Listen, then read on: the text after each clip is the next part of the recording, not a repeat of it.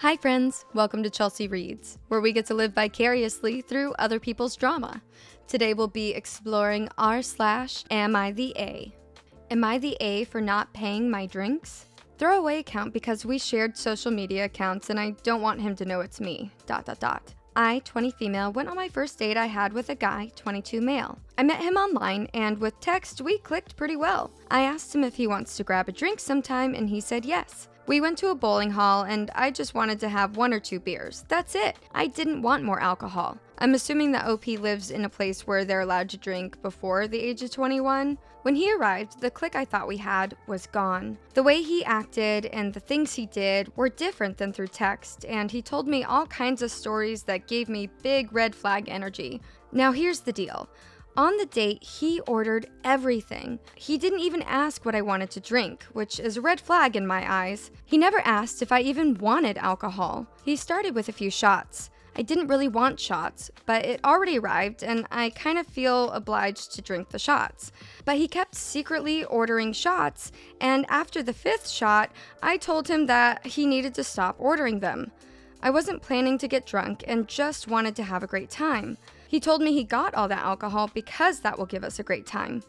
I was a bit confused at first, but I think he wanted to get me completely drunk. Maybe that's what he thinks is fun, or maybe he wanted to do something, but I told him that it wasn't my way of having fun and I won't drink any more alcohol. I never wanted all that in the first place. After an hour, we left the lane and he insisted in paying for today. He said, "Next time's on you."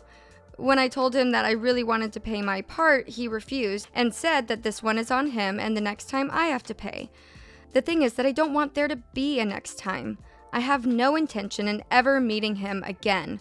I know that may sound extreme, but I just have a gut feeling.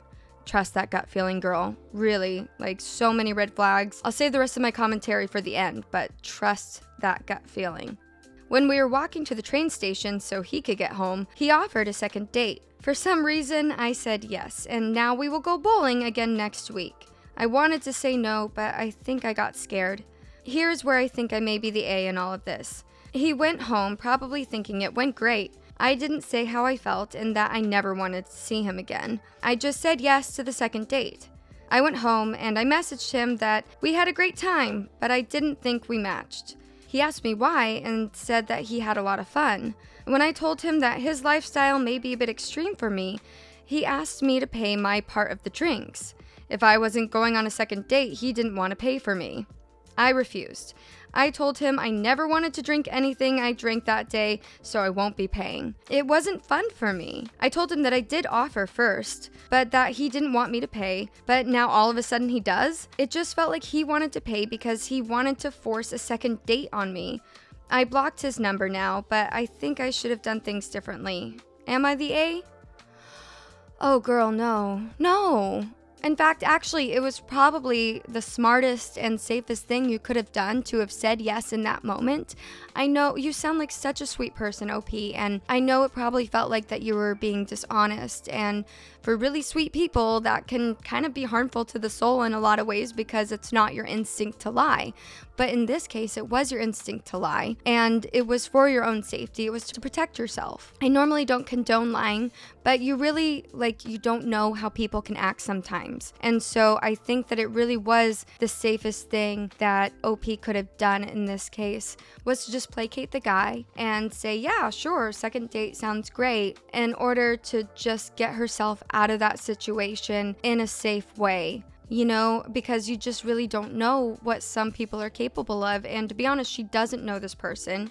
She thought that they had good vibes going into it. She gave them a chance. But once they got into the date situation, he really crossed a lot of lines and was really pushing her boundaries and being very domineering by not letting her order her own drinks or anything. And it was really intense. It felt like, from the way that OP described it, that the guy was just trying to get her drunk so she'd make a bad decision and he could get laid. You know? I mean, it's nothing to laugh at, but that's kind of what it felt like to me. So I don't think that OP was wrong regardless of the monetary value, it was just like it wasn't something that OP originally wanted and she felt pressured into. And yeah, so I don't think that you were the A at all. And I think that it's really important to trust those instincts.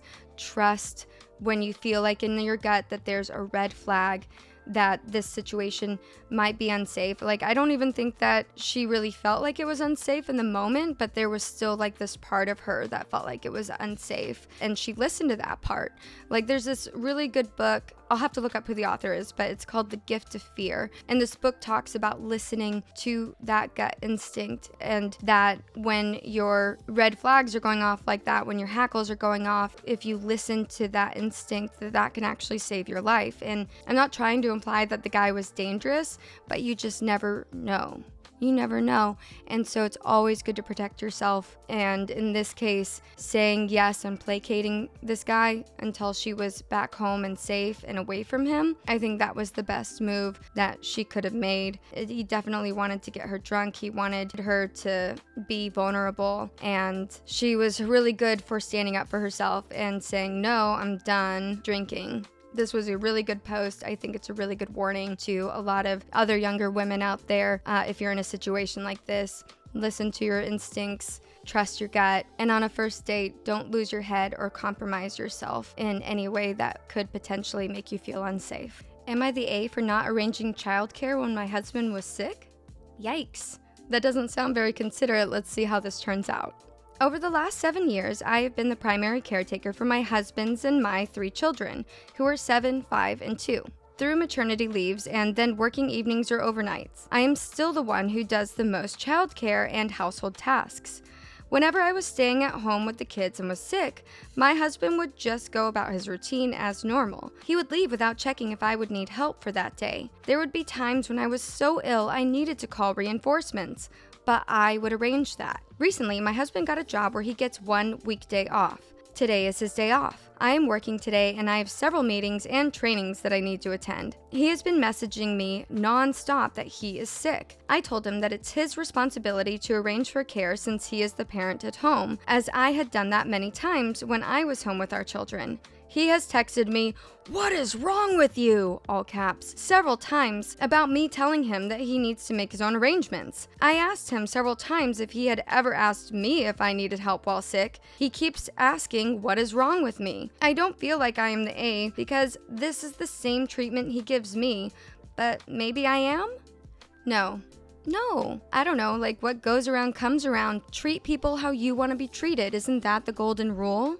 Treat others as you want to be treated. So if he wants to be catered to and everything, then he needs to have the self-awareness and the consideration to help you out when you're in that type of situation. You know, it's not like you're on your deathbed, dude. You can call someone if you need a babysitter and you really don't have the energy. Let your wife work and do what she needs to do. There's a really interesting comment that I wanted to highlight that it's actually not the top comment here, but Big Box of Googly Eyes, great name, comments, "My husband's theory is that being a dude generally feels pretty good, so getting sick feels like the world is ending, whereas women deal with feeling like crap once a month, so it's not as big of a shock to the system.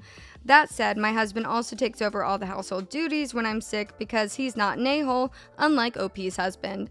And then OP responded, "That is what my mother-in-law and I think as well. Most menstruating women do know what that feels like. It feels like you've got a cold or a flu or food poisoning once a month. So I guess we are more used to feeling like crap in that sense."